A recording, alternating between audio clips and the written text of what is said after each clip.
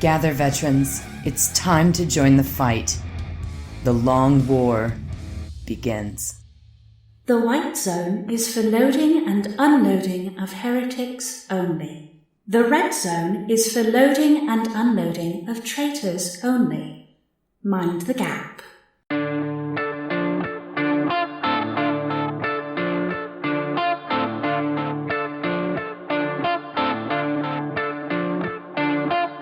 This is The Long War. I'm Robbie B, and joining me once again on my partisan crime, Kenny Boucher and Wyatt Turk from Jacket Clubs Painting.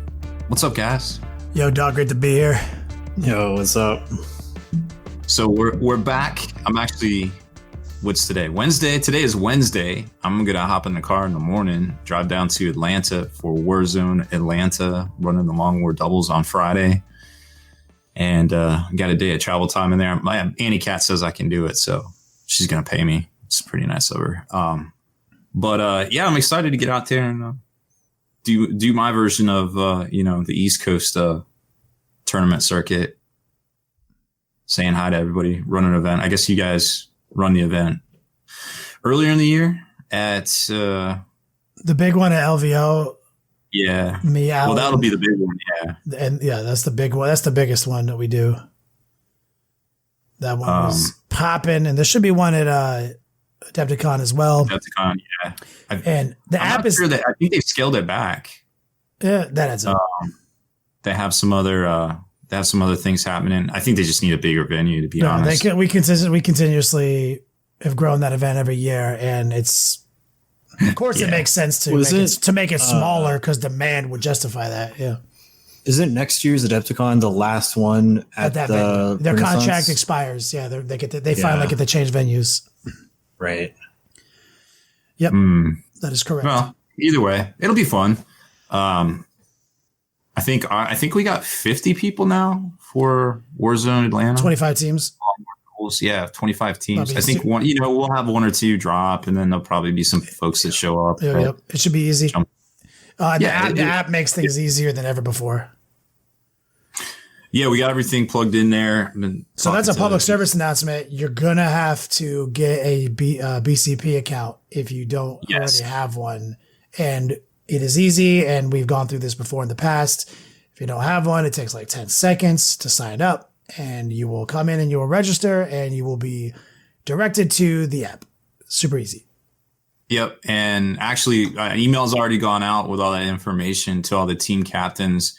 But also, too, have you used the team? Have you done the team thing yet? Because you put in the team captain, and then the team captain can come in and add another player. I haven't done that. I am aware of it because we used it. They used it at ATCs, and they used it at the SoCal team tournament. But it has been invented and refined between now and Bay Area Open, which is what we were shooting for to have it. But luckily at Bay Area Open, we were just able to run a standard BCP. So now it's even more easy to use than ever before. And it actually has now integration for hobby scores, which are being more and more refined. And in the future, it'll all be done through the app. But not today. But it's getting close. That's fine. It's definitely, if you're going to play in the Long War doubles, 40K doubles at Warzone Atlanta, make sure you get a BCP account ahead of time. Don't show up Friday morning at 9 a.m. And if your teammate has one and you don't have one, that's also fine. Like you just make it, we'll just swap captain roles. But like, I'd strongly recommend getting one, especially if you're going to be playing a lot of tournaments. But this is only thing that comes up to doubles because we do attract a more casual crowd with our 70% hobby scores, which is straight up designed to get people into the game in a doubles format. So that's the only time it comes up. It never comes up at like LVO and shit like that. No, most people had the BCP app there, and actually you can get the ITC Battles app now too, and just go ahead and I did it on the after hours earlier. I linked my account right to it, so you can actually have all the missions and everything and score your game in that and link it up with BCP. So it's pretty dope. Yeah, it's a cool little app. Yeah, no doubt. I love it. Stoked on that. Obviously, we didn't do the live show last week, so if you're just listening to this on the way to work, it doesn't seem like anything is different. But last week was Halloween. We had a lot of things going on, so the podcast did go out and the people who tune in to watch it live, the after hours that never happened. Shout out to our audience. We are sorry. We did not put out a post, and we forgot to tell you. No, we didn't. Bad Rob. Bad Rob. Rob is fallible. It actually humanizes you for your campaign trail. Yeah. That's true. Like, you can make mistakes, and you can say you're sorry. So, like, that's I am sorry. I did make a mistake. Yeah, see? You're not going to get that from politicians these days, guys. Rob for president. I probably apologize a little too much sometimes, but I think it's the only thing I'm guilty of, and my only character flaw is I'm too nice. I take responsibility too often. I don't know. Rob for president. Stop trying to make me president. The worst. I don't want to do that. We got lots to cover tonight. Oh yeah, tons and tons. But as has been our now reoccurring, kind of almost policy at this point. Would you rather by Wyatt? Oh yeah, we need to get like a jingle that we can play to lead us in. God, I can get that made. Yeah. I mean, or you could just play like X gonna give it to you because these are going to be hard choices. Perpetually demonetized every time I play that. All yeah. Right. We just got over actually not demonetizing ourselves through the things we say. It's true. Yeah, like I cost us at least $3 last month. I checked; it was like $3.65. Yeah. Damn it! All right, almost enough for a fucking goddamn drink. There is no money in YouTube. Stop trying. It's the worst. Okay. Would you rather have to voice every thought in your mind as it occurs, or never speak again? That's a hard one, sir. It's a fucking bad one. Because I'm like, well, if I voiced every thought in my head as it occurred, I'd be out of a job. But if I couldn't fucking talk, I'd also be out of a job. I literally cannot do my job if I cannot speak. That's a good one, sir.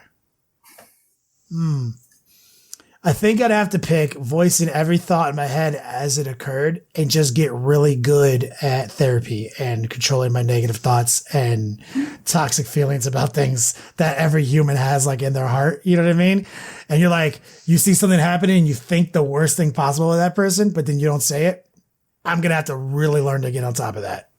No, what you'd have to do, you would get you just have to change careers. You'd be like that guy that has like Tourette's or whatever on YouTube that you just said there's no money in YouTube. I couldn't pay my bills being fake. Yeah, Tourette's but guy. Okay, there's no money on YouTube for hobbies.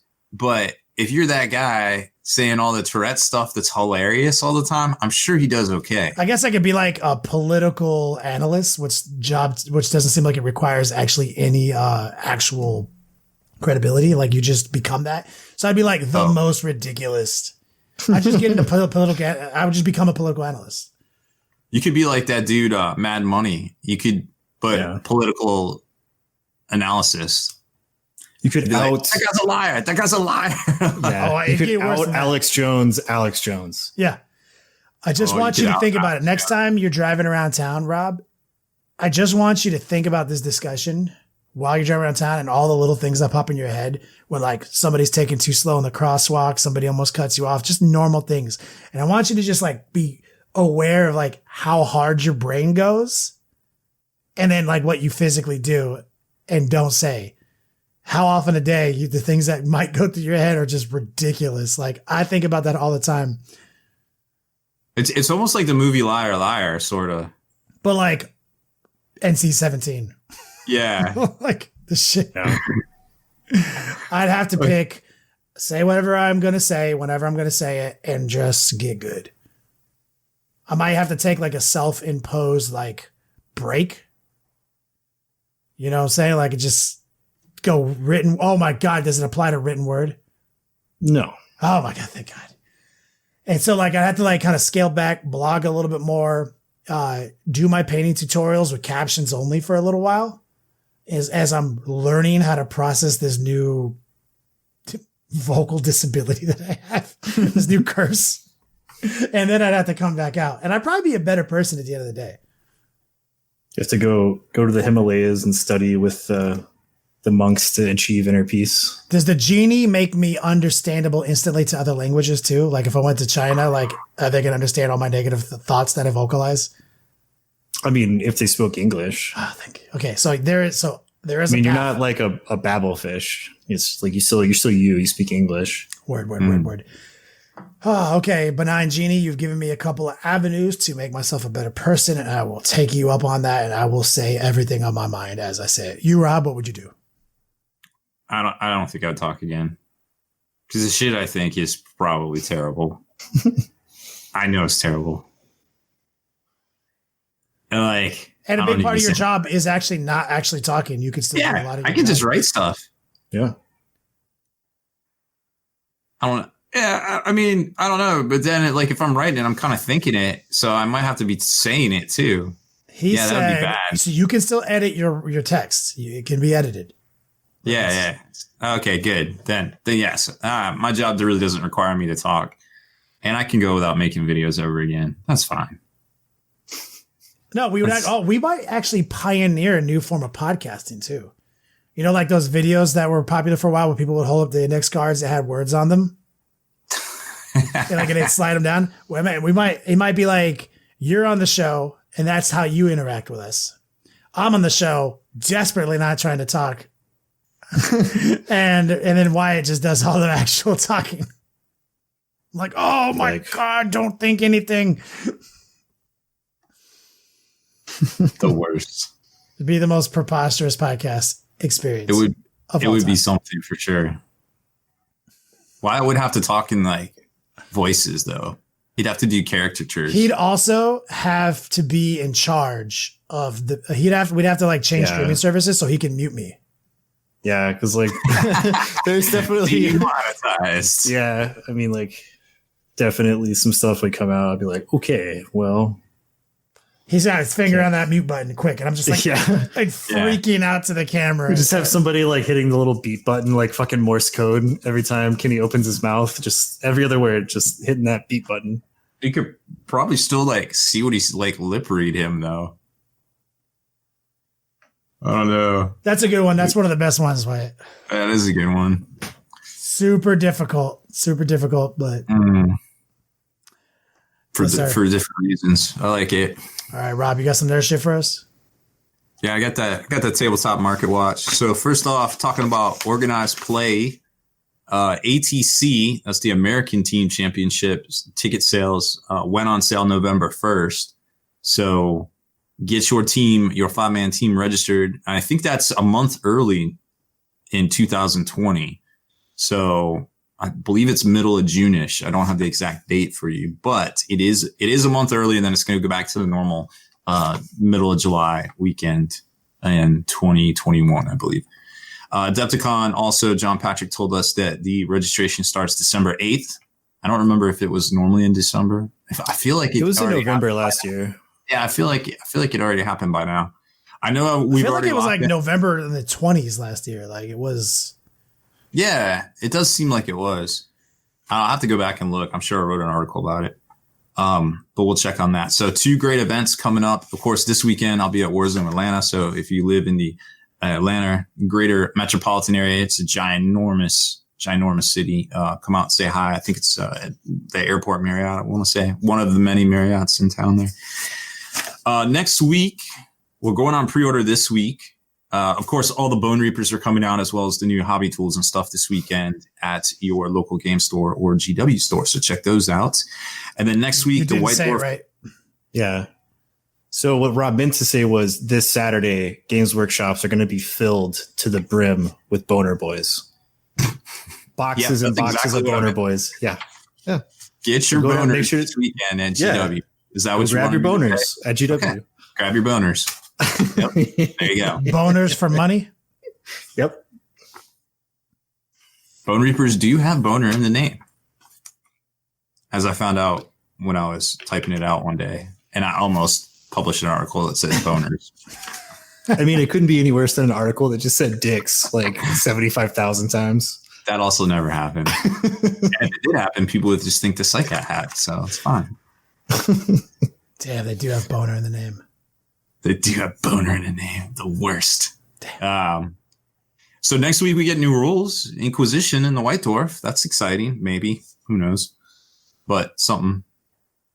It's better than no rules in the White Dwarf, I guess. The Necromunda Dark Uprising box set comes out next week. It's $290. From what I can tell, it looks to come. Well, it does come with 17 sprues, 15 of which are the new Zone Mortalis terrain. I'm thinking some of them are the bulkhead sprues. The other two, not sure. Haven't really dived in and wrapped my head around it yet. However, you also get some sprues of the new characters. So I think you get like 15 of the cultists and 12 of the enforcers, but 6, I want to say, and I'm spitballing these numbers here, are the new riot shield and enforcers that look tight. But, you know, they're basically for Necromunda. I don't know what you could port them over to in 40K, but they look super cool. And they have a grenade launcher, battering ram too. It's kind of cool. With underslung grenade launcher on the battering ram. Sure, why not? It's 40K. I like 40K's penchant for combining 2 preposterous weapons into one very preposterous weapon. It is very grimdark. So there's a new rulebook in there as well that we're getting like some mixed signals on what comes in it. I would just be happy if it had an index in it because it's very hard to find rules in the rulebook. But I think it's also going to have some campaign stuff for that box as well. And that's it. But also sold separately will be the plastic floor tile set. Now it looks to be about a 3x3 board space. And from what I'm told, playing the 3-dimensional Necromunda, GW says 4x4, but in practicality, it's really hard to get up and down on the 3-dimensional terrain. So they may have gone with a 3x3 for this. It's really hard to tell. You can't quite see what it is. They said that the plastic modular boards will line up with the Zone Mortalis Forge World boards already. They have a natural curve to them from the casting process, was their exact quote. And I was like, no, you just can't cast that stuff very good. It's terrible. It's not supposed to have a curve. Your floors are not supposed to be convex. That's a terrible thing to say, Forge World. That's terrible. Yeah. Rob, Flat Earther confirmed. Yes. I want my floorings flat. Yes. My bad. I want my game terrain to be exactly like real life, flat. Indeed, flat like my Earth. You don't. Right. You don't. It breaks the fourth wall for you to have them, try to convince you of fake news like the Earth is round. Exactly. Makes sense. Jeez, the worst. Yeah. There's also. Oh well, hold on. They're also coming out with a Scenic Base Pack for $15. I think you get 10 of each of the sizes of a different terrain and a Necromunda dice set. And if you guys aren't tracking, sometimes it's worth just picking these dice up because 6 months after a release, when they're all sold out, these dice are going for like a lot of money on eBay. So if you see them hanging around your game store and they're not selling, pick one up, just ferret it away, and might get a little return on it later on. GW savings account. Yeah, a little GW savings account. Also, speaking of GW savings account, if you didn't read the article this morning, some of the glazes, the 4 big glazes, Lamenter's Yellow, Gilman Blue, Waywatcher Green, and Bloodletter Red, or it might just be called Bloodletter, are also selling for a lot of money on eBay, along with some of the sprays that got discontinued. So if you have some laying around, and apparently Devil and Mud still sells for $25 a pot 8 years later on eBay. I'm going to go look God damn it. And see how many I can find. How ludicrous is that? It's semi-ludicrous, to be quite honest. But, I mean, I'll sell a pot of Devil and Mud for $25. I actually have, right here, I have the mother load of Devlin. Check this out. I know you can't see it at home, but it's a ginormous squeeze bottle that is literally labeled Pot of Devlin. This is probably like 3 or 4 pots of Devil and Mud right here. You should definitely put that on eBay. Oh, yeah. I'll do that. Authentic pot of Devil and Mud. It says Devil and Mud on it. It has to be real. I would never lie to myself. Damn, we were terrible painters back then. Yeah, we were. God. Also, there's an Infinity Kickstarter out too. That's pretty cool looking, and I think it's already crushed its goals, so it's looking great. Yeah. I think that's all. That's all my notes. How could that be all your notes? What about the new? Because you guys want to make jokes about boner boys. About the knights. What knights? Chaos Knights, Chaos Warriors, the new Age of Sigmar stuff. This is coming out next month. Well, yeah, but they announced it, so we can talk about it. It's cool. Oh, for the Blood and Glory previews? Sure, yeah. So Mephiston's, so we know Mephiston's coming out. He may or may not be Primaris. He looks to be based on the old second edition Angels of Death Codex art by Martin Gibbons, who's an amazing artist. Met him at Adepticon one year, awesome dude. And that's looking pretty fresh because he's kind of wiping blood away from his mouth. Or it could be drool. Space Marines drool. Do they show his face in the video, or is there a video that I missed that? No. So the artwork. He's wiping blood. He's wiping blood from his mouth. What you assume is blood because it's a black and white piece of art, but it's the same exact pose as everything else. So that's pretty exciting. And the new Chaos Warriors. So Chaos Warriors are getting an update. The last time we saw Chaos Warriors, I want to say it was 2002 or 2003. I can't remember exactly which one. What's an extra year when it was 17 years ago, right? So they are coming out and they're taking an interesting path to market by putting them in the Start Collecting box, which I believe is $95 because we've already seen a release sheet for it. So it's going to come with 17 new miniatures. I believe it was 10 of the Chaos Warriors, 5 Knights, and then some dude on a lizard, which looks dope, with 2 different helmet Lizard options. dude is my man. That was my dude. Yeah, he looks fresh. But what we don't know still is if they're that ETB configuration, so all in the same sprue, or if they are multi-parts. Because remember, Chaos Warriors have multiple. They have shield and sword, or they have double swords. Same with Knights. They can have the shield and lance, or they can have the 2 choppy weapons. I mean, possibly the sickest models ever made.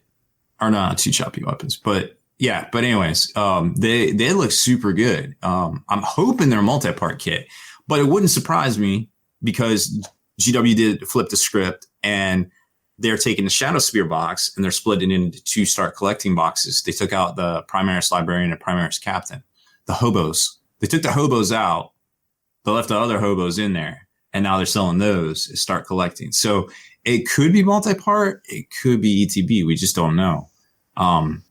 But chances are it's probably going to sell out. Yep.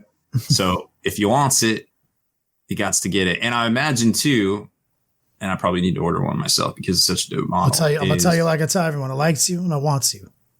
You know this the easy way or the hard way. Isn't that from Boondocks? Yeah, it's the Booty Warrior. Jeez. It's been so long. I came here for a man's butt, Chris Hansen. Not the Man's butt. Oh, such a good episode. Yeah. Terrible. That used to be a reference you and I made for years, Rob. Oh yeah. It's come back full circle. It has. I was like, wait a minute. This sounds familiar. It's 100%. Don't get no higher than that. Don't get no higher than that. Yeah, we can't say the first part of that one. Nope. Yeah, so I mean there's plenty. Depends on the would you rather. I would have to be I'm magically obligated in that sense to just do the whole episode and then I'd get muted. Yep. You get in a lot of trouble. And you still like reenacting the episode. Can't stop myself. It's the magic. Yep.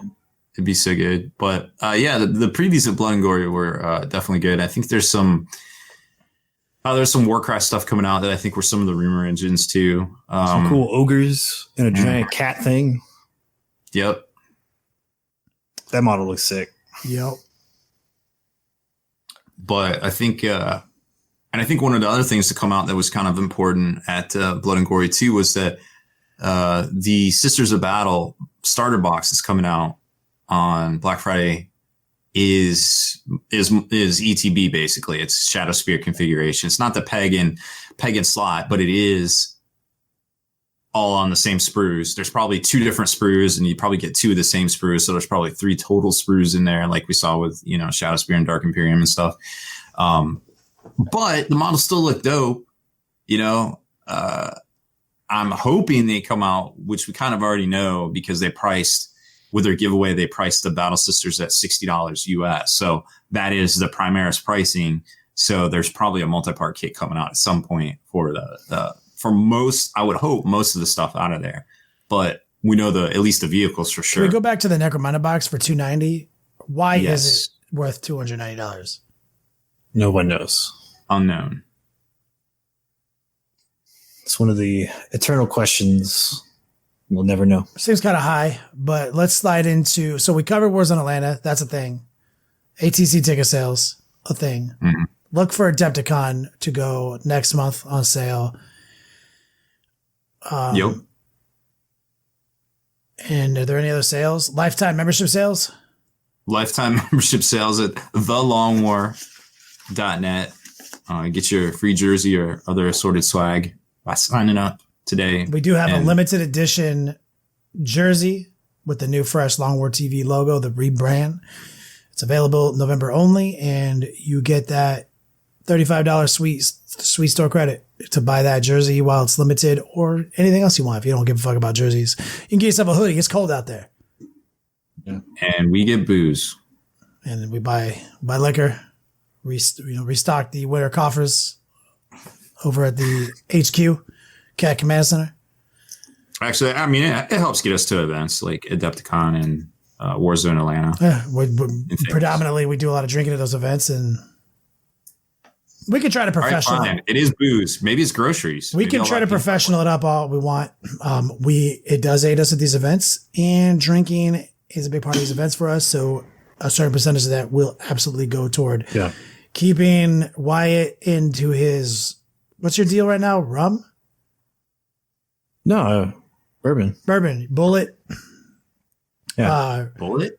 I mean, it's getting into the winter times, so I mean, like vodka too. I like vodka in the winter when it's cold. Rob also likes Aldi that. Tech? What's your Aldi Tech? Y'all got Aldi's out there? Yeah. No. You don't even know what I'm talking about. It's a grocery we store. have booze superstores. If you want me to find a type of vodka, just tell me what it is. No, so like we have these discount grocery stores, and you gotta like whatever bag your own shit, but it doesn't matter. But they have stuffed olives there. So like most grocery stores do have stuffed olives. Oh, they're delicious though, and they're so cheap. So they got jalapeno, they got blue cheese, they got what's that good stuff? Let's just rephrase it. Stuffed olives available at every grocery store on planet Earth. Okay, so get some of those. Do what Haspil did. You put them in a rocks glass, and then you drown them in vodka. He freezes his olives, so they also are the ice cubes. See? Oh, okay. See, I was gonna go like White Russian. That's like. Oh, those are also good. Yeah, those are good on a cold winter night. He drains the olive container and it just puts the olives back in with no brine and just freezes them so that they're ice cubes. Oh, that's kind of cool. That's like next level shit right there. Yeah. Oh boy. Even though the brine usually doesn't freeze because it's so salty, that's just the tech.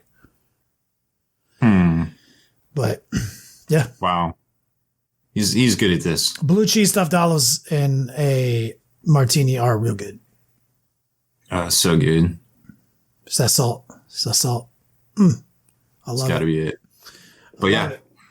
So lifetime membership sales, longwar.net. We talked about that. Meow. So another tournament went off, a major tournament, Blood and Glory happened since we last talked, right? Yes. And they had, not only did they have previews, but it was a tournament. So it was a major though, right? It was a. Oh yeah. It was like 100 some people. Hells yeah. 100. So this is obviously important because it was a major event where all Space Marine supplements were legal, correct? And GW was there doing their casting and all that. So you know that their eagle-eyed peoples were looking at what was going on the top tables and that kind of thing. So observing this is actually an event that will be a data point on whether or not Games Workshop will want to change anything. And so that only matters because the talk of the town for the last several weeks has been Space Marines OP ? Asterisk. And they actually are. And so even though at SoCal Open, they didn't win. Tau did, and Tau were actually 2 entries in the top 8. Space Marines were a lot of entries in the top 8. And they also had an undefeated player, John Lennon. And so, but all the supplements weren't there yet. Mm-hmm. And so we were missing Salamanders and Imperial Fists. More importantly, Imperial Fists are probably going to be the strongest backbone, firepower-wise, for now. And we did talk about SoCal Open a lot last episode. And we did talk about our takeaways on doctrines, successor chapters, and how to fix some of those things. We put out some of our fixes. But now that it happened at a over 100-person event that GW got to see, and they got to see some of the themes and the repeated themes in a lot of armies, we get to talk about it. So break it down. Break down that top 8 or top 3, whatever. Yeah. So top 3 for Blood and Glory were Space Marine lists. The only all right. So let's just start with third place. It was Imperial Fists. Nick Council. I think that's how he says it. Counsell. I assume it's Council. As the Siegebreaker cohort, we've talked about that many times. The Wombo combos therein. Then just go back to our 3 OP combos of Space Marines episode we did a couple weeks ago. We go to straight detail and break that combo down. Right. Mm-hmm. Then he's got a battalion with the Indomitus Crusaders special detachment, which can be really flexible because with the intercessors that are gray shields, you can just like this turn they're Black Templars, this turn they're Ultramarines, like that kind of thing with them. It's kind of cool. And then he has some Eliminators and a Whirlwind, and he must have had some weird points remainders because he's actually playing at 1991 points with this list. That should happen. So he had a Whirlwind. Did he have any Thunderfire cannons? No. Interesting. Oh, he has one. Sorry. It's up in the top one. So yeah, so it's like you have a standard battalion, captain, chaplain, probably taking the Eye of Hypnoth because he doesn't have a lieutenant with them.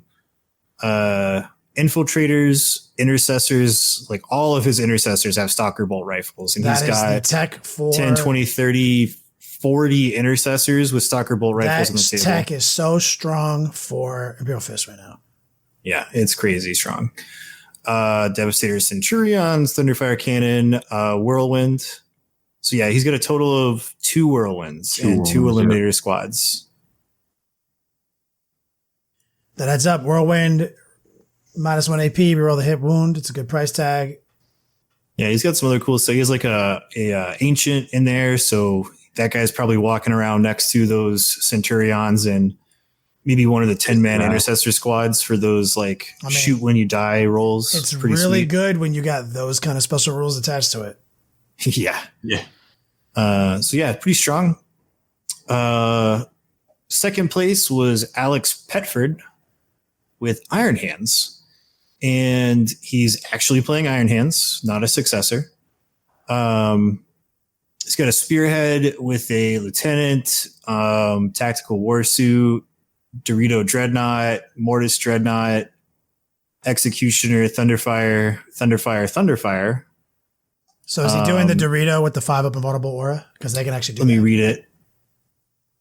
Where is the Dorito? Yes, he has the Atomantic Pavase, probably putting it around some other stuff to give it that. Executioners in his list? He has 1. So he has a way. So, okay. So word. So it's a way to get the 5-up invulnerable on the Executioner, like the old days. Yes. And then following that, he has an Air Wing detachment with 3 interceptors and 2 gunships. The interceptors are like the last cannon gunships, which are really good also for Iron Hands. He's using the Icarus Storm Cannon on them. Interesting pick. And then he's got on the gunship, Twin Assault Cannon, Typhoon Missile Launcher, Twin Assault Cannon, 2 Heavy Bolters. So these flyers are really good in Iron Hands. They get to reroll the 1s. They ignore the movement penalty for the heavy weapons and the extra AP, real strong. Iron Hand flyers are super good, and he's spamming the flyers with also some ground support from these dreadnoughts. He's going to easily make the one Mortis dreadnought a character. For sure. Can't be targeted. It's only 1 CP. And what kind of weapons what kind of weapons did the Mortis have? Las cannons? I think you had all labs, yeah. Yeah, that makes sense because they also have the Warlord trait where it can reroll 1 hit, 1 wound, 1 damage roll. 2 twin las cannons. And you can't target him because he's under 10 wounds. Does he also have a chaplain? In the Iron Hands? I don't think so. No, I don't think so. He's got for HQs is a lieutenant. Yeah, single lieutenant with the Ironstone. Yeah, I mean, it makes because he sense. doesn't even need a HQ for the air wing. I mean, the theme is the flyers are really good, and you want to target them. And he's got a lot of ground stuff that has good firepower too, and the rules are just strong. Reroll 1s. It doesn't need a lot of buffs. Tough units. Yeah. So I mean, it's still an executioner that has a 5-up invulnerable in the Ironstone. Like. Yeah, the Ironstone on a executioner can be really annoying. I'd say that like pre-FAQ Iron Hands, like the Ironstone was the one thing that I actually agree with to be changed slightly. So like being able to put it on 1 every battle round is very similar to how like I can do Master of Prescience from Tigurius at the start of a battle round. Like I think that's okay, but I didn't think the Pharaoh's change needed to be made. I thought that was fine. And the Dorito, his 5-up bubble is a straight up like OG 5-up invulnerable all units. No, you have to be wholly within. That's the one FAQ they did. So he can get like one thing. Well, technically, if you want to do the math on it and actually put the stuff on the table, you can get 2 executioners up in there. Okay, so basically, because flyers are measured to the base, and executioners are the whole, he can actually get a few flyers in there too, or 2 at least, like probably. Yeah. So he can get he probably can protect his interceptors, and his executioner. So you have to go through the Dorito blade of armor to interact with those. But I don't even think they put out the model yet. What model? The Dorito with the Adamantic Pavance or whatever. That's like the one thing. No. We were seeing it a long time ago. Yeah, they showed it off. And then they just never released it. Oh, well, typical. So I guess people are kit bashing them. That's an interesting. So that's second place. I mean, it's an abstract piece of war gear. Like, I don't think anybody really cares. It's like Tyranid war gear. So that's second place. What was first place? First place was Space Marine Mix, and it was Mani Chima. Hopefully I said that right. He is playing a mix between Imperial Fists and Raven Guard's successors. So he just says, like, I don't need super doctrines. I just want access to all of our cool superpowers with our stratagems and warlord traits. So he's got a spearhead captain with the Eye of Hypnoth. So you have the captain that also has reroll wounds of 1. And then next to him is 3 Thunderfire cannons and 3 whirlwinds. And so, like, they don't do +1 damage to vehicles, but they're ignoring cover and the stuff. And it's hyper specialized. He is digging out objective controlling units all game with prejudice. Oh yeah, right. And then he's got Raven Guard successors with stealthy and long range marksman. So you're getting your bonus to cover and -1 to hit, and then you have the +3 inches to all of your guns. Yeah, and correct me if I'm wrong. Whirlwinds have a stratagem to fire twice, just like Thunderfire cannons, right? It's the same stratagem. Oh, it applies to either or. Yes. Let's see. So he's got Captain Jump Pack, Chapter Master, Lieutenant, 3 Scout Squads, then Raven Guard, Vanguard, Chaplain, Jump Pack, and then a whole lot of Centurions. He's got 15 assault centurions with hurricane bolters, flamers, and siege drills, and then another 6 devastator centurions with 6 hurricane bolters and grav cannons. So they can play the grav strategy. 4, and 3. He only has 11 assault centurions. So they're not maxed out. No, they're not maxed out. That's fine. You only need the 2 to be maxed out. Right. And the other 3 unlock the detachment. So, yeah. And then he slid into the devies. Yeah, because with the grav, with the grav, they're actually really good with the stratagem, the 4 reroll stratagem. Yeah. Yeah, that's insane. And so it's a slap lane. And so these are successors. So what do they have? Hungry for battle and no, stealthy and long they have range. to be the same. So it's stealthy, long range marksman. I guess he could have done different ones technically because he's running the mixture with no super doctrines, but he had them both on there. Probably wants the extra range for those hurricane bolters, flamers, and grav cannons. I mean, it makes sense. And you don't really need, it's only 1 extra inch and they're going to already get the 2. It's just redundancy. So like +2 to charge, they got the move. If they go first, they're going to get you. And the chaplain will get something. And so that makes sense. It's a really powerful list. Raven Guard are really tricky. We talked about it on our pre-SoCal podcast where it's something to look for. Their ability to use Assault Centurions and White Scar's ability is very strong. And one of the things that I think is going to end up with a point increase is Assault Centurion specifically. Yeah. Also Thunderfire cannons and eliminators, most likely. I could see point increases for all those units right there that we just said, because man, Assault Centurions are super good with that 4th wound and how now you could bypass their limitations. I mean, shit, the White Scar's outflank is even stronger in my opinion than the White Scar's Alpha Strike. The Raven Guard Alpha Strike is, only if you go first, right? And it's still powerful if you go second, but that outflank come off a board edge with that librarian for that, 18-inch threat range is crazy strong too. So that's impressive list. It's a sassy list for sure. He definitely did his reps with it. Love it. I mean, he won the event, right? 6-0? Or is it this one his record? He went undefeated. Was it a 5-rounder or a 6-rounder? I have to look. Give me a sec. I think I still have it pulled up on my phone. Because, I mean, it doesn't really matter that much, but it's just interesting to know if he did 6 games undefeated, man, that's real good. That list has got some very skewed strengths that it's kind of like playing Halo back in the day when you had like, what was it, missile launcher and sword? Yeah. Do you remember that? I mean, they both covered your butts in extremely extreme ways, And that's kind of reminds me of a combo like that. Like very specialized, but it complements itself with the Grav squad, with the assault squads, with all the indirect fire.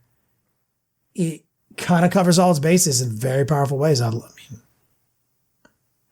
super good. Chat's asking about the outflanking. So like the White Scars can outflank and they have multiple abilities to increase their charge range and roll 3d6 and pick the highest. So they have a pretty reliable 18-inch threat range off the board edge with all those rules combined. So you can't like do the whole like, so you have to like literally be like 18.1 inches away from any board edges going into turn 2 when you're playing against the White Scars doing that to you, which gets hard because every mission has pre-placed objectives and a lot of times they're within 18 inches of a board edge. So you have to start giving up hold more in order to not just get your best shit aced by White Scars Assault Centurions. It's real strong. I played 2 lists. It was a 5-round event. 5-round event? And first and second went undefeated. So who would win is the last topic we should discuss. Who would have won between the Iron Hands and the Raven Guard Iron Hands Imperial Fistless? They would have against these two. I mean, Because they were probably both undefeated, right? Mm-hmm. Yeah. Who would have won? It's a hard that fight? matchup. It's a hard match. I honestly, when it becomes like the razor edge of Space Marine versus Space Marine, yeah, it's going to come down to first up deployment type. I think Iron Hands. Which one of those? I think the 5 flyers is a counter to that list. I mean, I think it depends on who goes first more than anything. Well, the Flyers aren't going to got. No, unless the Flyers are the perfect bubble wrap to the Executioner versus that list. That's true. There's enough there. Right. And the Thunderfires can hang back there too. Like literally. And they're all going to get the 5 up from the Daredeo. Yeah. And literally once that dude's on a roll hitting the targets he needs to hit, like it's going to be tricky. I mean, obviously you can still interact with the Flyers, but there's still an Executioner and there's still a Daredito, and 5 big ass flyer bases are a goddamn nightmare to screen for these Centurions to get through. Now he does have a slap lane or the jump pack, which is going to have to be the first threat priority. But I think that on paper, I think the Iron Hands can beat him. 3 Thunderfires versus 3 Thunderfires. It's going to be a lot of counter battery fire. And the Invictor, so you're not going to be... Yeah. I'll be able to block things out a bit with the Warsuit. I would say it would like terrain is also probably going to be a really important one for this one because he has so much indirect and so many scouts and stuff that if he can hide a lot of his army, then it takes away a lot of the shooting power of the Iron Hands. Yeah. It'd be interesting. I am cognizant of like the bolters and the flamers and the grav guns for sure. But you do rob the Assault Centurions of one of their biggest assets, which is punching things to death. So, and once those Assault Centurions roll up and don't get to touch the Executioner of Daredito, you start losing Assault Centurions. So there's a traffic jam of sorts. But you do have to win on secondaries, and those Flyers are only good for recon on secondaries. And those Assault Centurions could actually just kind of be a little cagey if they want. And just be like, I'm here and here and here, and you can't fuck with me. So, but they do have 2 good. It would be a good fight, and I wish it was a 6-round event so I could see how that one played out. Yeah, I think that would be a really interesting match to see.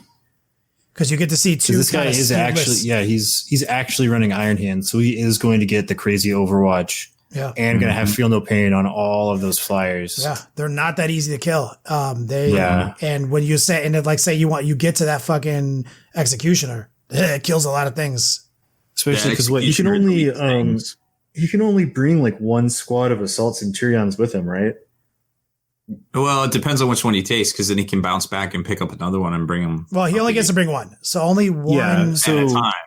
So yeah, if you're gonna like go hard, like so if he went first turn and was gonna go hard with that Slapland and 4 Assault Centurions, like the Slapland could probably beat down a Flyer in close combat, but I don't think 4 Assault Centurions is gonna put a dent in 5 of those Iron Hands Flyers, because like even Overwatch, like he would have to get off his Catechism for +1 to wound. If that's what he's running, because it says Catechism of Fire in his. I mean, he can do a lot.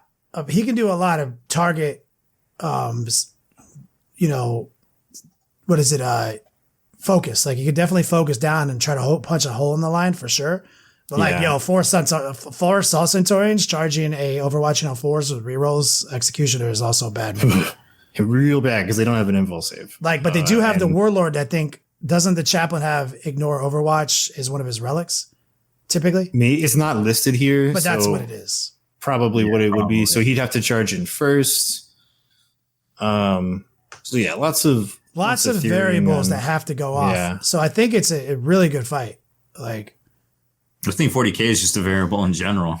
Yeah, like one player's dice could be hotter than the others, and that's a thing. Like definitely. missions. They'd be playing Mission 6.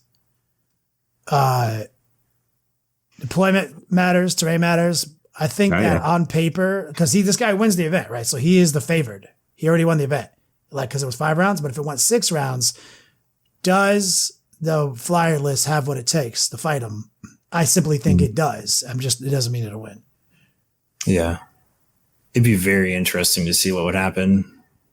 Yeah. Well, something tells me we're going to see something like this happen in the near future, and we'll find out for sure.